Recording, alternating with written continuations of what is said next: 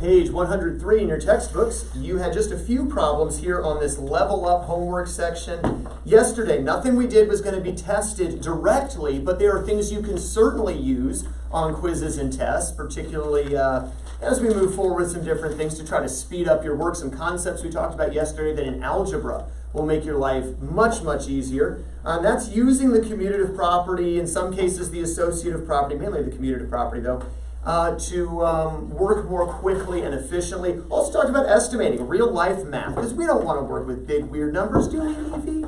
No, weird numbers are a pain, and mathematicians are too lazy to want to mess with weird numbers, so we estimate everything, round everything off, and do our best from there. Page 103, problem number 1. They've got 1/20 times 9 times 100. Which two numbers should we probably multiply first, Danielle? The 100 times 100. Yeah, I'm going to cancel that denominator 20 with the 100 to get a 5. And then it's 9 times 5 is 45. We can do it very easily in our heads. Looking at number 2, which numbers should we probably try to pair together here? Michael? The 58 and 42. Yeah, the 58 and 42 adds to easily get 100. What about the 167 and the 23, Hayden?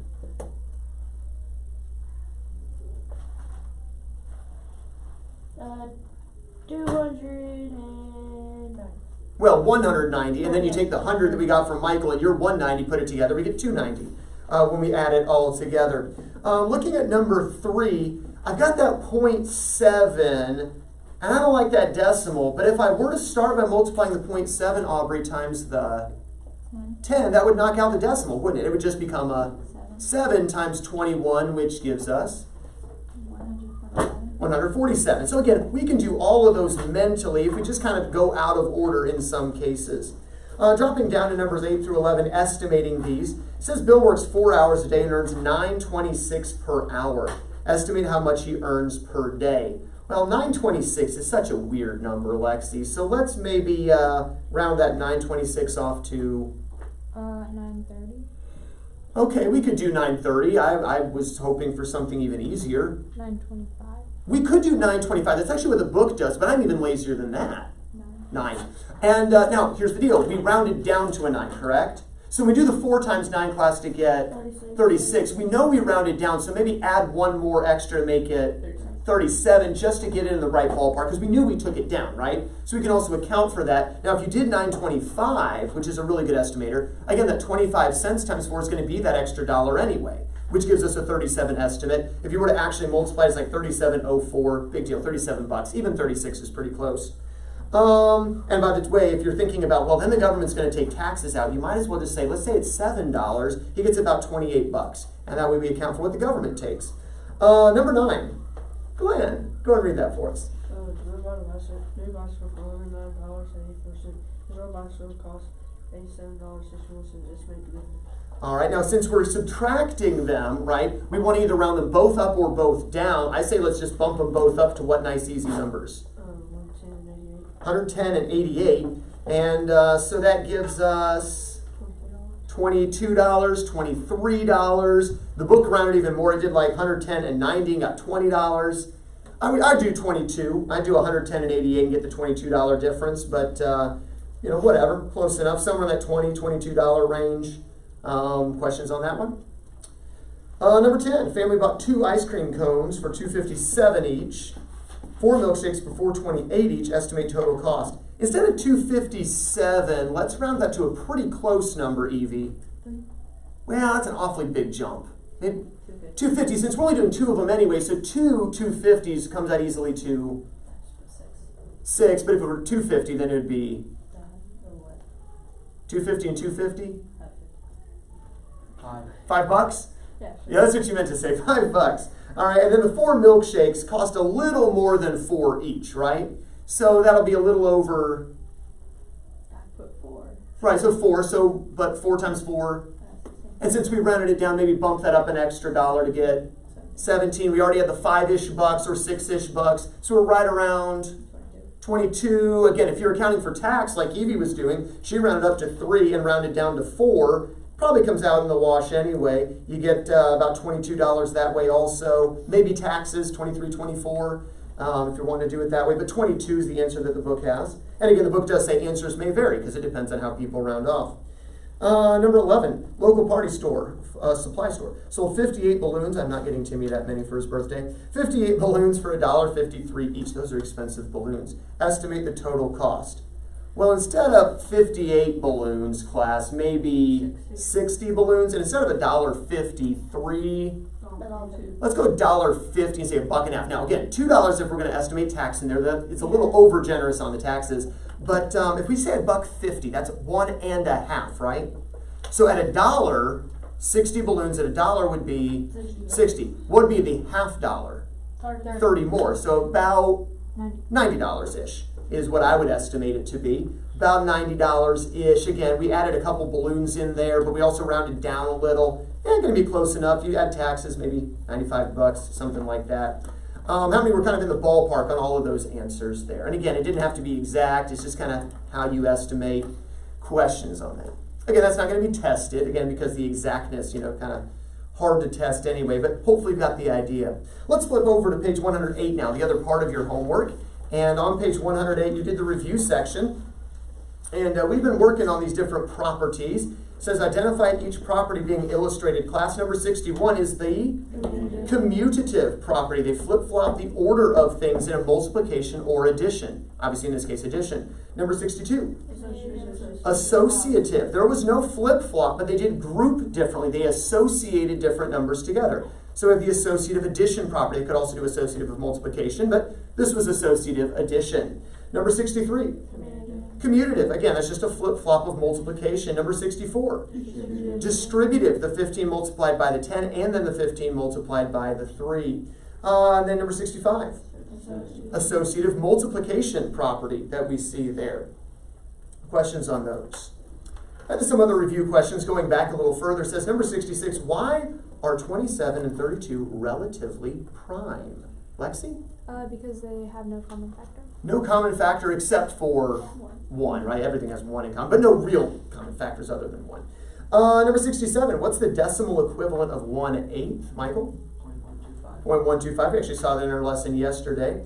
And then a number written in correct scientific notation should have how many non-zero digits to the left of the decimal point? Danielle? 1 and only 1 is correct. How many had those review problems correct? Any questions on any of that?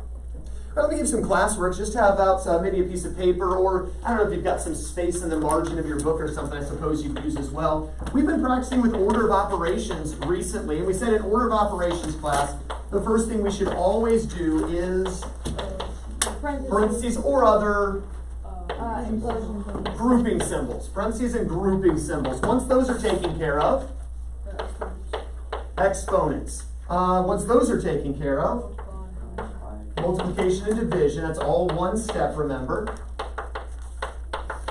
And then once we're done with that, the last thing we'll do, addition and subtraction. At your seats, I want you to work these 5 order of operations problems. At your seats, work these 5 order of operations problems.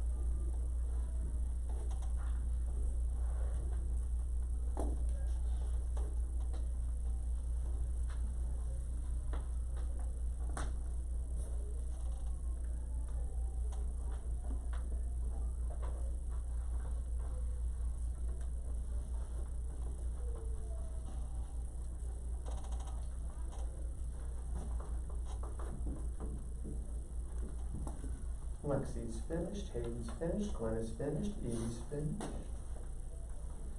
Suspicious y'all finish at the same time.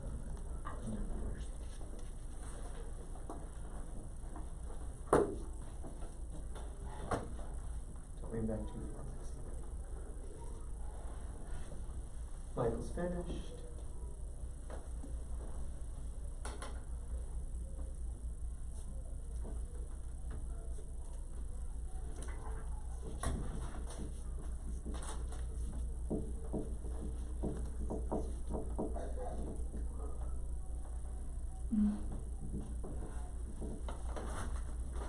Aubrey.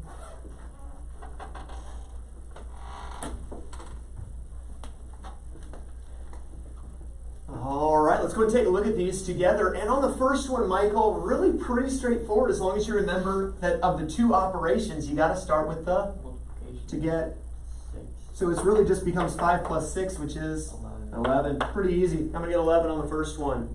On the second one, Lexi, there's a 1, 2, 3, 4 different things, but the first one we'll do Parentheses? to get 7. oh 5 minus 2. I did it on my paper. It's 3. It's on my paper. So what do we I get? just didn't look on my paper. Yeah. It's 3. 3. All right, so this becomes a 3, and then the second thing we'll need to do Is do the exponent to get 9. all right. So I'm going to go ahead and rewrite it at this point.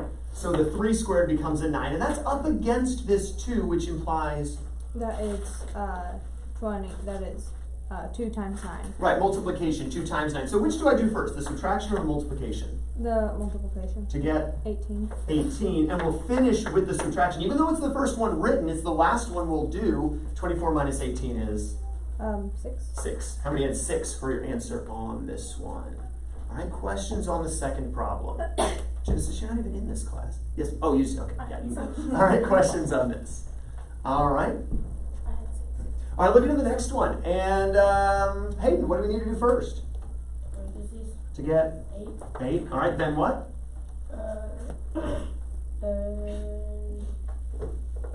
Division. Division and The parentheses. Well, division and then the what's in the same step? Multiplication, right? Division and multiplication are the same step. So I'm going to do the division to get 4. and at the same time, I can do the multiplication to get, 14. as long as I wait on the addition until the very, very end to get 18. How many get 18 for the third one? All right, questions on that? Aubrey, the next one, what do we start with? Parentheses. To get, 5. all right, then what? Divide. And, 15. well, divide and And multiply. and multiply. But we do have to take it in order, right? So I'm going to do the division first because it comes before the multiplication. 15. 15, then multiply by the 5 to get 75. 75. And again, we'll wait on the addition, not because it's written last, but because addition, subtraction always comes last, like a little red goose. And what do we get? 85. 85. That was for you, Timmy. Happy birthday. All right, questions on this. He likes that book. Anyway, I've pretty much got it memorized. Questions on this. How many had the 85? Not as many as had 85 on the correct answers on the last one. Did anyone get 13? You multiplied before you did the division. Remember, come in order on those ones, right? If the division is written before the multiplication, do it first, all right? Any questions, comments? We'll do the last one. Let's come over to Glenn. I do have a grouping symbol. Oh, division bar. The division bar. So it's as if everything above is in parentheses, everything below is in parentheses, and within the upper parentheses, or the upper grouping, even if you didn't draw the parentheses, which we didn't need to, what do I do first? Division. To get 18, 6 times 3, and then of course we will Subtract. to get 2. So my numerator just becomes a 2. What about in the denominator, Evie?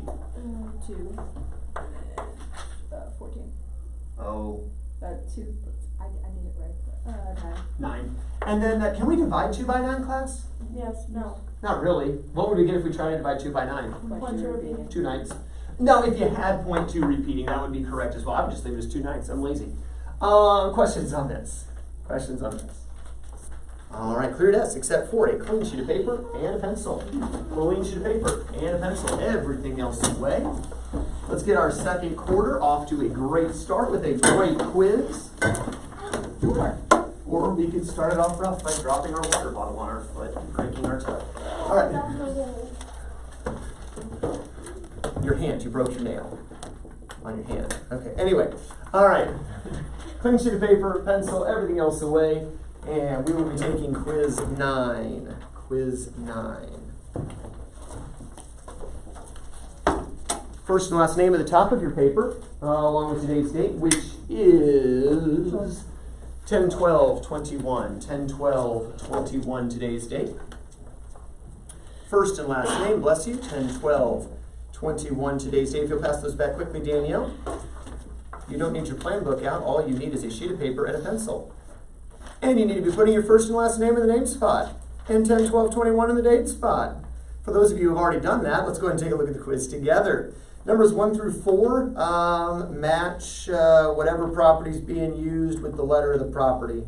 Don't make that too hard. Answers obviously will have to be used perhaps more than once. And then for 5 through 10, just order of operations. So pretty straightforward. There is no backside to the quiz. For quickly and accurately, use your blank paper as a cover sheet.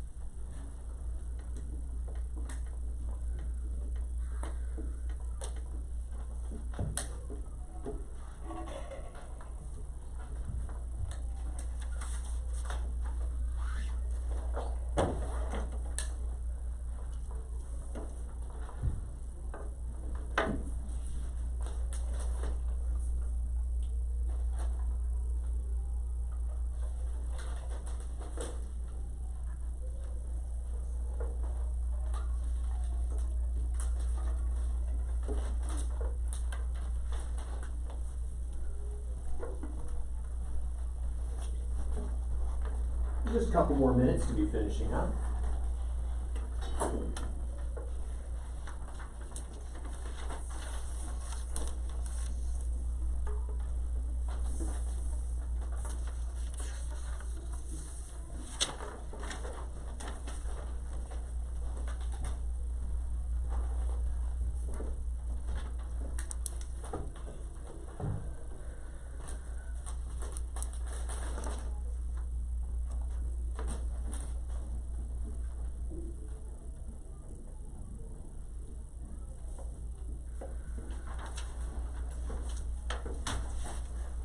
Alright, if you're watching on YouTube and you need another minute or two, you can go ahead and pause the video, but we're finishing here, so we're going to go ahead and get rolling. Turn your textbooks, if you would, to page 104. Page 104.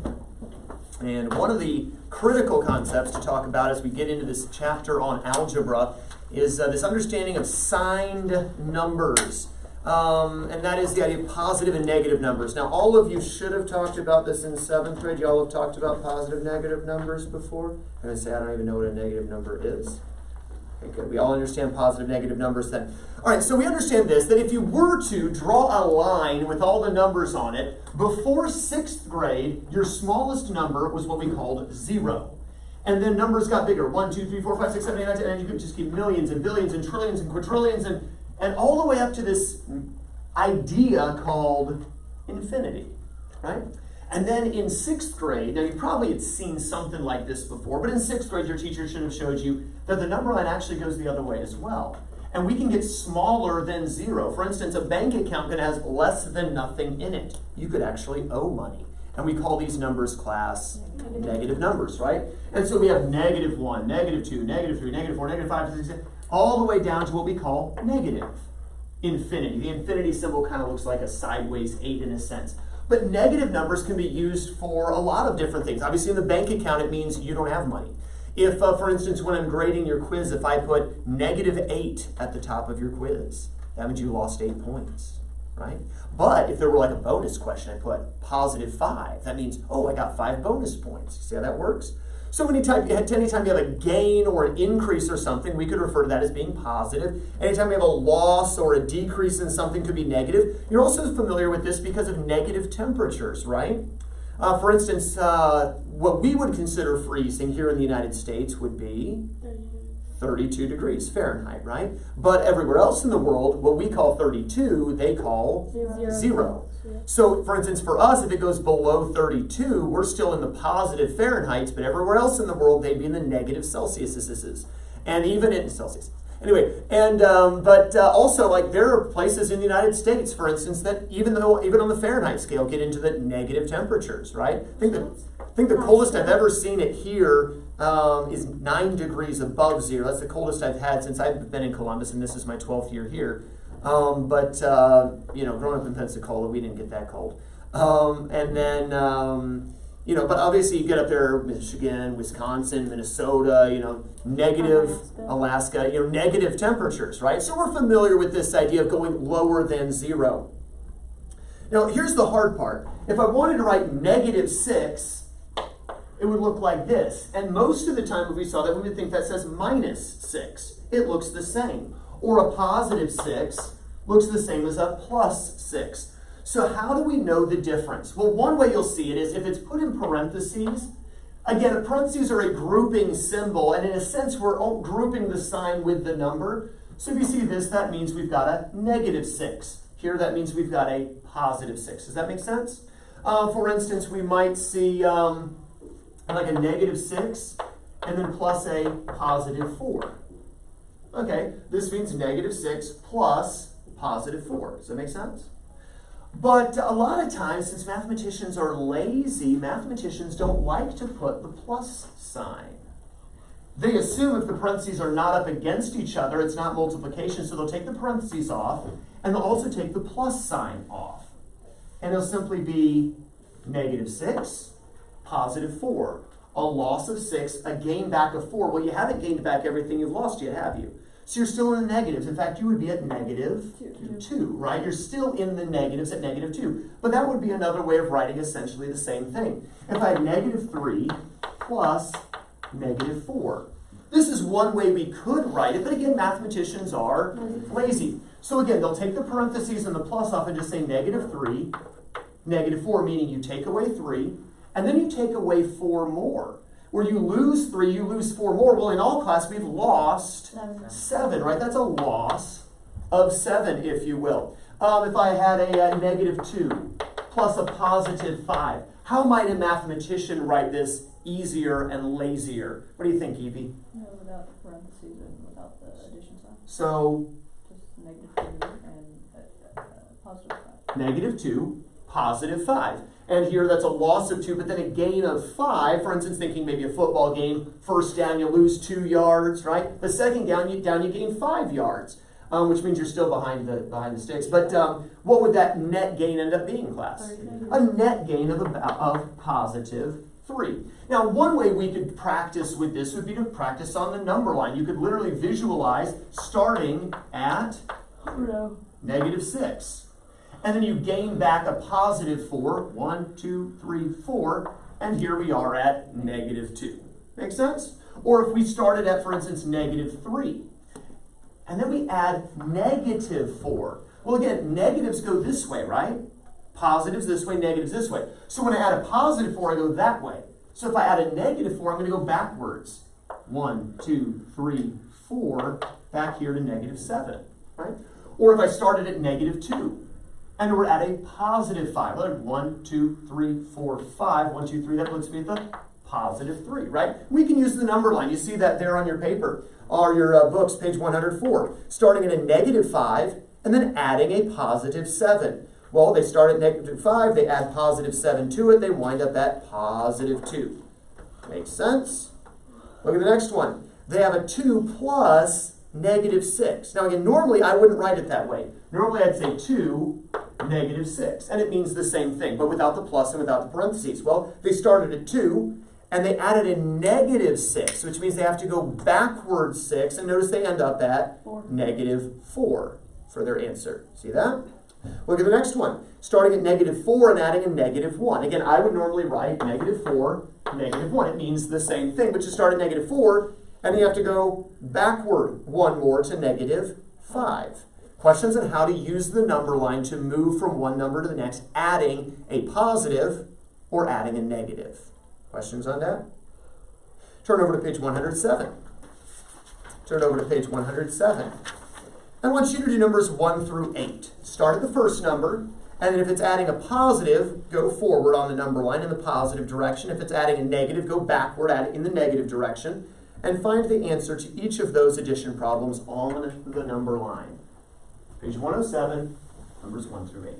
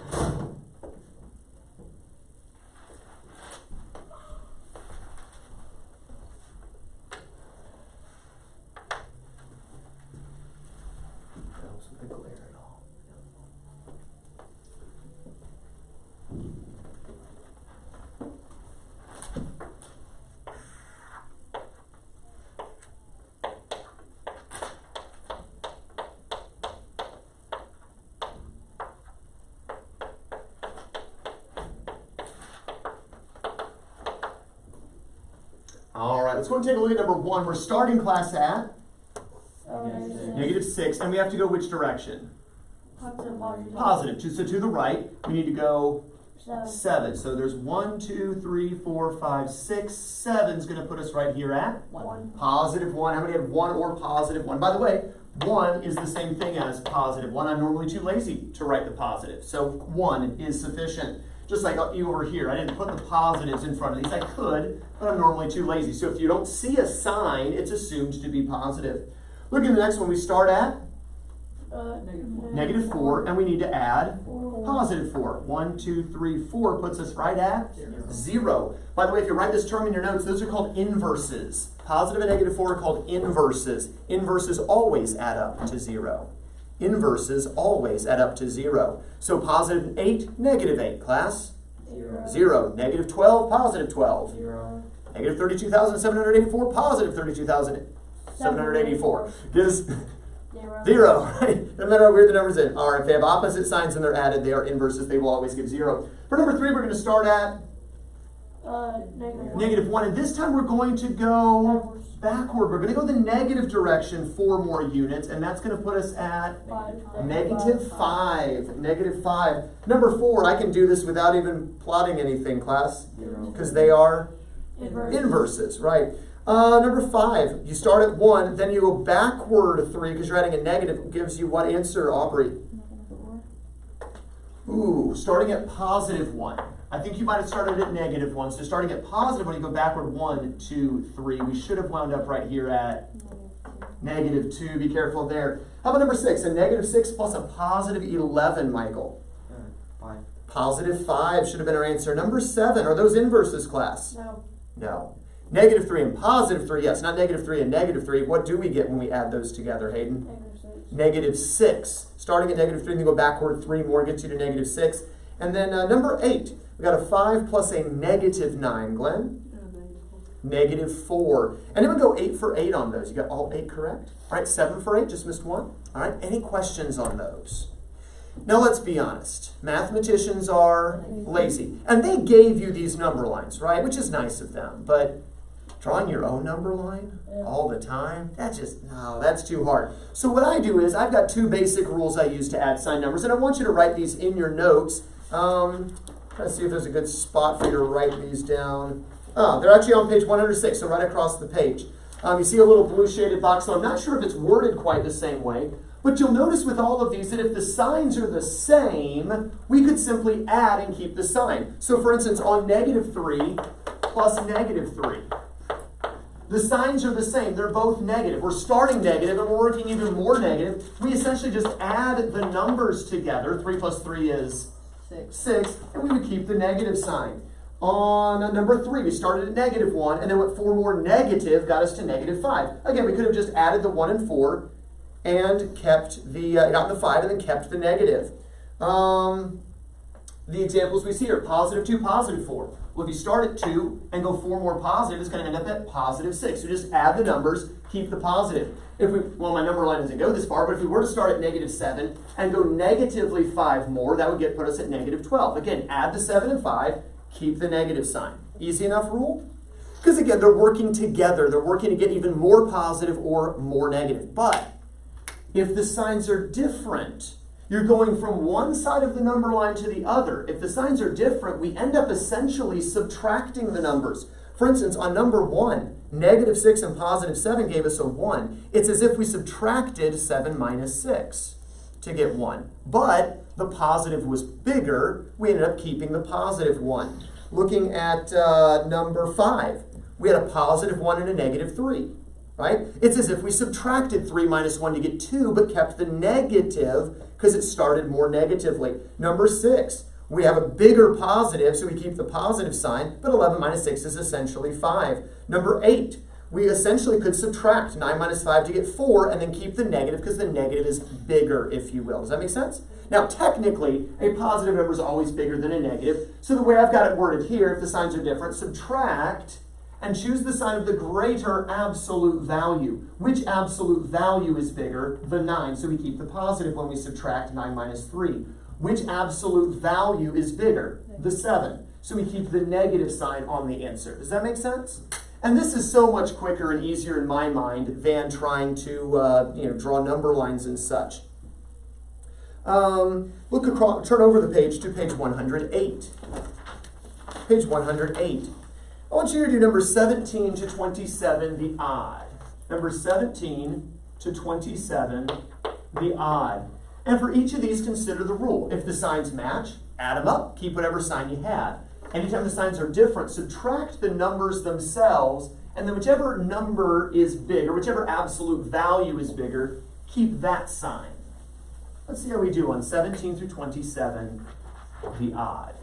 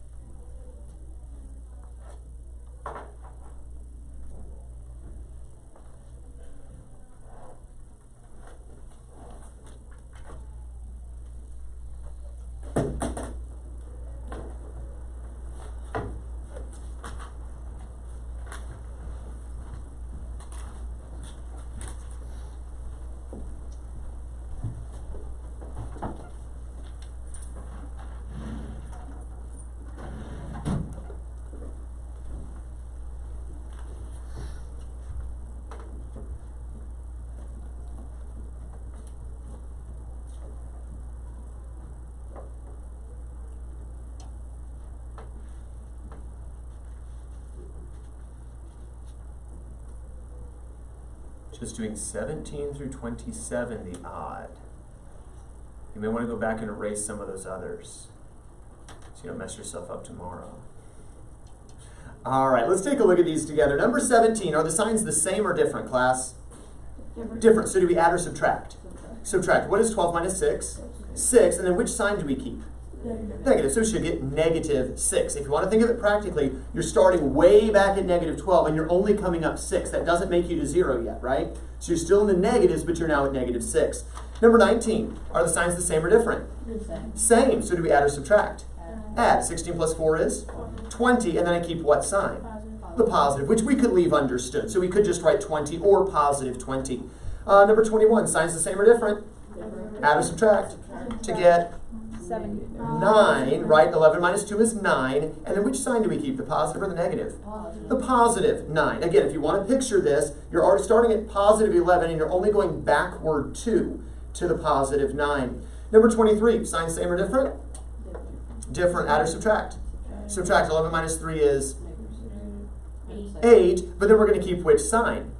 The negative, because the negative is the greater absolute value. So we should get negative 8 there on number 23. Again, if you want to picture, you're starting way back at negative 11 and you're only coming up 3. You didn't make it anywhere near that 0 mark yet. Number 25, signs same or different? Different. Add or subtract? Subtract. 18 minus 5 is 13. Keep which sign? The positive. Because you're starting way up at 18, you're only coming back 5. You're still well ahead of the 0. Still very much in the positives. Positive 13. Number 27, signs the same or different? Different. Add or subtract? Subtract. 12 minus 9 is 3. Keep which sign? The positive, because you're starting at the positive 12, only going back 9. So you got close to the 0, but not all the way back to it. Positive 3. Do we see how to think through each problem? Figure out what to do to add or subtract, and then figure out which sign to keep. Go back and do the evens, 18 to 28. Go back now and do 18 through 28, the evens.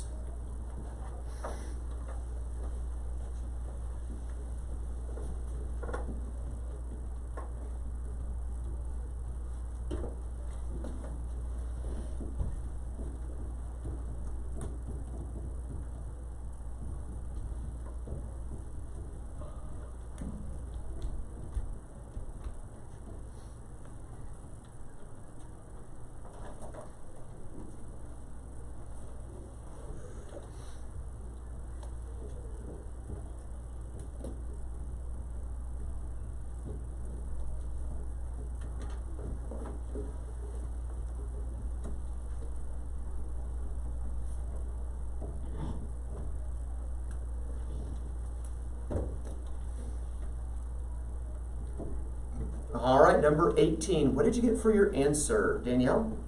9.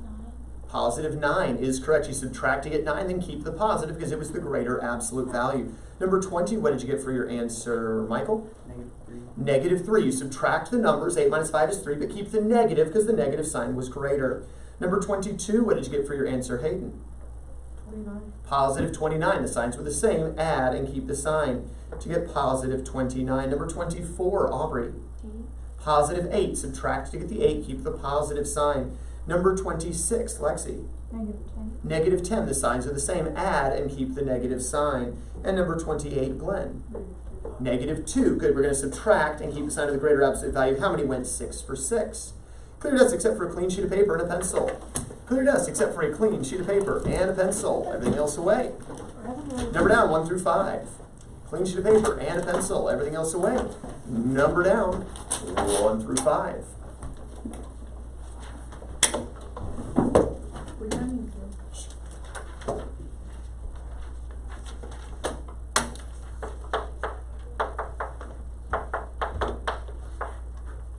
Number 1, I want you to add a positive 9 and a negative 12. Add a positive 9 and a negative 12.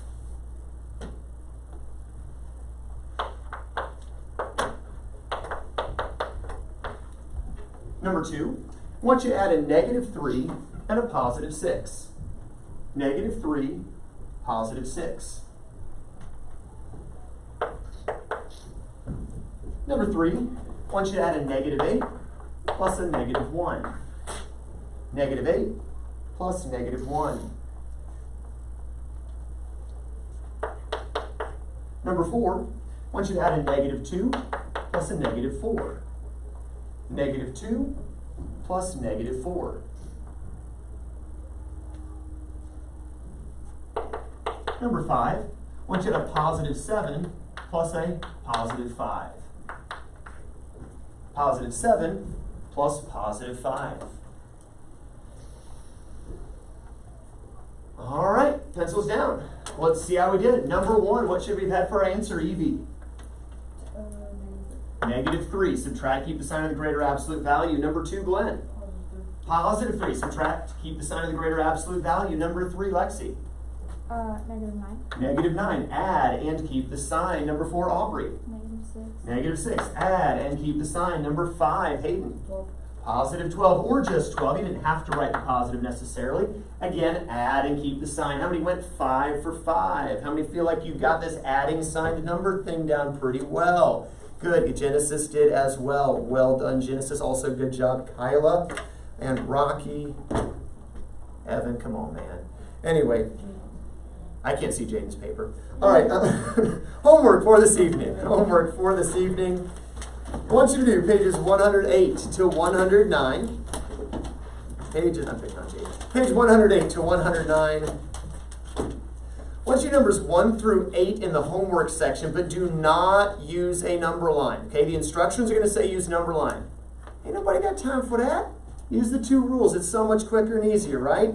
So numbers 1 through 8 at the bottom of page 108, there in the homework section, but don't use the number line. And then on the next page, do 17 through 21 and 38 to 40. So you're doing all the blue problems on page 109, that's 17 to 21 and 38 to 40.